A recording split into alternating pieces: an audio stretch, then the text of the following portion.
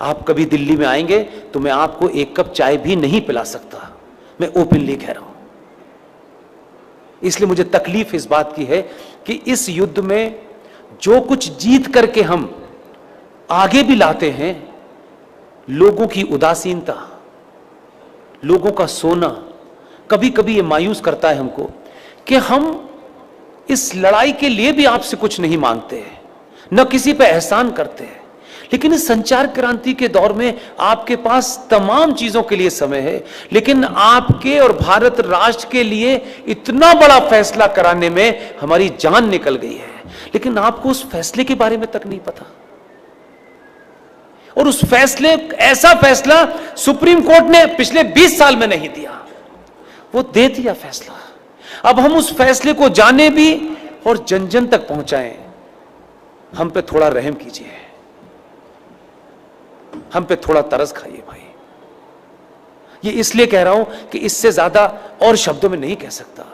2018 में supreme court के अंदर जस्टिस अरुण मिश्रा जी, जस्टिस अमिताभ राय साहब इतना बड़ा फैसला दिया है, लेकिन उसकी 90% लड़ाई मुझे और आपको लड़नी है। फैसला यह दिया है कि विष्णु शंकर जैन ने कोर्ट में खड़े होकर के कहा कि सर, माय लॉर्ड,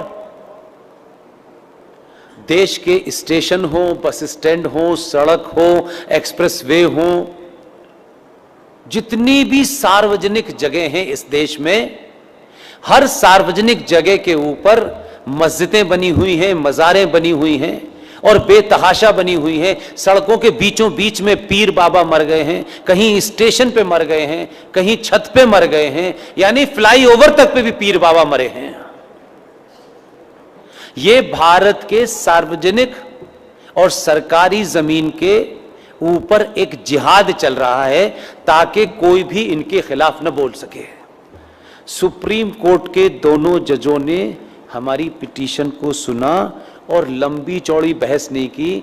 हमारे सामर्थ्य के और हमारी जितनी ताकत थी, आप सोचिए कि हम किन किन चीज़ों से घिरे हुए हैं, उसके बावजूद भी यहाँ मज़ार है, वहाँ मज़ार है, इसका डॉक्यूमेंटेशन करने में हमने जितनी ताकत लग सकती थी लगाई। लेकिन हमारे पास ना इतना पैसा है कि हम देश में घूम घूम के यही काम करें। सुप्रीम कोर्ट ने एक फैसला दिया और फैसला क्या कहा है, उन्होंने रास्ता नहीं छोड़ा, इसमें अब कोई नया एंगल नहीं हो सकता। 2018 में माननीय जज साहब जस्टिस अरुण मिश्रा जी, माननीय सुप्रीम कोर्ट के जज साहब अमिताभ राय साहब ने ये कहा है कि राज्य सरकारें पूरे देश में अपने अपने स्टेट में जहां भी सरकारी जमीन पर इल्लीगल स्ट्रक्चर बने हैं, उन्हें तत्काल प्रभाव से डिमोलिश करें और इसकी रिपोर्ट हाई कोर्ट में जमा करें।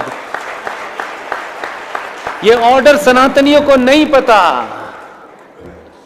यह भी कोई जिहादी आपको बताने आएगा। आपको अपने फायदे की भी चीज पता नहीं है, शत्रु का भी पता नहीं है भाई, तो कैसे समझाएं? घर घर जाके समझाने की हमारे पास ताकत नहीं है।